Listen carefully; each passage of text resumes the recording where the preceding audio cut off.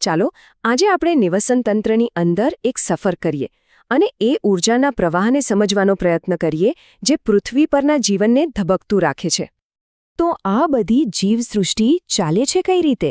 એને શક્તિ ક્યાંથી મળે છે? આ બધાનો જવાબ એક જ છે: સૂર્ય. પૃથ્વી પરના લગભગ દરેક નિવસન તંત્ર માટે ઊર્જાનું જે મુખ્ય સ્ત્રોત છે એ છે સૂર્ય.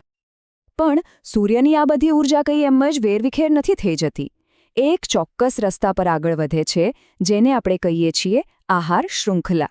સમજો કે આ એક એવી કડી છે જે જીવનના આખા જાળાને એકબીજા સાથે જોડી રાખે છે. ઓકે, તો આ આહાર શૃંખલા બનેલી કેવી રીતે હોય છે? એના દરેક સ્ટેપને, દરેક કડીને પોષક સ્તર કહેવામાં આવે છે. અને આ સ્તર જ આપણને બતાવે છે કે ઊર્જા એક જીવમાંથી બીજા જીવમાં કેવી રીતે જાય છે. ચાલો ને આ સમજવા માટે એક જાણીતું ઉદાહરણ લઈએ: ઘાસના મેદાનનું. આ એકદમ સીધી સાદી લાગતી આહાર શૃંખલા છે, પણ ઊર્જાનો પ્રવાહ સમજવા માટે એકદમ પરફેક્ટ છે. જો કોઈપણ આહાર શૃંખલાનો પાયો કોણ નાખે છે? એ છે ઉત્પાદકો.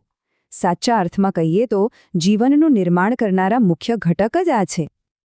આ એવા સ્વયંપોષી સજીવો છે જેમ કે ઘાસ અને બીજી વનસ્પતિઓ, જે સૂર્યના કિરણોમાંથી સીધો જ પોતાનો ખોરાક બનાવી લે છે.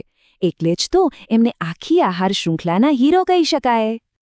ચાલો, ઉત્પાદકોએ તો ઊર્જા બનાવી લીધી, પણ હવે એ જોવાનું છે કે આ ઊર્જા આહાર શૃંખલામાં ઉપર કેવી રીતે ચઢે છે. અહીંથી જ આખી સફર રસપ્રદ બને છે. શૃંખલામાં આગળ આવે છે પ્રાથમિક ઉપભોગીઓ, એટલે કે શાકાહારી જીવો.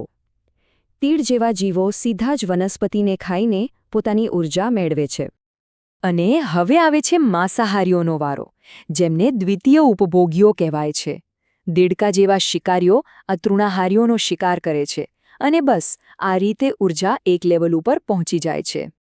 અને છેક ટોચ પર ત્યાં બેઠા છે તૃતીય ઉપભોગીઓ, સાપ અને સમડી જેવા શિકારીઓ, જે બીજા માંસાહારીઓને પણ ખાઈ જાય છે. એટલે જ તો એ આ નિવસન તંત્રના રાજા કહેવાય છે. જુઓ, આ ટેબલ આખી વાત એકદમ સ્પષ્ટ થઈ જાય છે. કોણ કોને ખાય છે અને કેવી રીતે ઊર્જા પાયામાં રહેલા ઘાસથી લઈને છેક ટોચ પર બેઠેલી સમણી સુધી પહોંચે છે. બધું જ આમાં આવી ગયું. આમાં એક વાત ખાસ યાદ રાખવા જેવી છે: ઊર્જાનો પ્રવાહ હંમેશા એક જ દિશામાં જાય છે. ઉપરથી નીચે નહીં, પણ નીચેથી ઉપર. આ એક વન વે રોડ જેવું છે, જેમાં રિવર્સ ગિયર જ નથી. પણ અહીં વાર્તામાં એક જોરદાર ટ્વિસ્ટ છે. આપણને એમ લાગે કે બધી જ ઊર્જા એક લેવલમાંથી બીજા લેવલમાં જતી હશે, પણ હકીકત કંઈક જુદી જ છે. આ ટ્રાન્સફરની પ્રક્રિયામાં ઘણો બગાડ થાય છે. તો સવાલ એ થાય કે જ્યારે કોઈ જીવ બીજા જીવને ખાય છે, ત્યારે એમાંથી ખરેખર કેટલી ઊર્જા આગળના સ્તરમાં પહોંચતી હશે? અને જવાબ કદાચ થોડો ચોંકાવનારો છે. જવાબ છે ફક્ત 10%. જી હા, માત્ર 10%. આને 10%નો નિયમ કહેવાય છે. અને આ એક નાનકડો આંકડો આખા નિવસન તંત્રની રચનાને કેવી રીતે અસર કરે છે એ સમજવા જેવું છે. તો બાકીની 90% ઊર્જા ગઈ ક્યાં? એમાંથી મોટાભાગની ઊર્જા તો એ જીવ પોતાની રોજિંદી ક્રિયાઓ માટે વાપરી નાખે છે અને અમુક ગરમી તરીકે હવામાં ભળી જાય છે. આ જ કારણ છે કે મોટાભાગની આહાર શૃંખલાઓ 4 કે 5 સ્તરથી લાંબી નથી હોતી, કેમ કે ટોચ પર પહોંચતા સુધીમાં ઊર્જા બચતી જ નથી.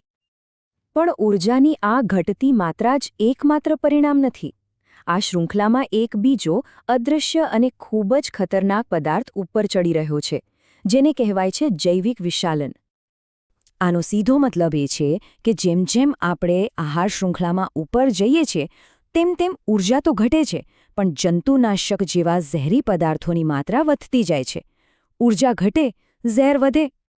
એટલે થાય છે એવું કે સમડી જેવા ટોચના શિકારીઓ, એમના શરીરમાં ઝેરનો જીવતો જાગતો ભંડાર ભેગો થઈ જાય છે. કારણ કે એ એમની નીચે રહેલા દરેક સ્તરમાંથી થોડું થોડું ઝેર પોતાના શરીરમાં એકઠું કરતા જાય છે.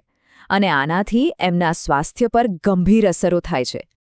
તો આ બધી ચર્ચા આપણને એક ખૂબ જ મહત્વના સવાલ પર લાવીને ઊભી રાખે છે કે ભાઈ, આપણી પ્રવૃત્તિઓ અને ખાસ કરીને જે રસાયણો આપણે વાપરીએ છીએ, એની અસર આખી આહાર શૃંખલા પર શું થતી હશે?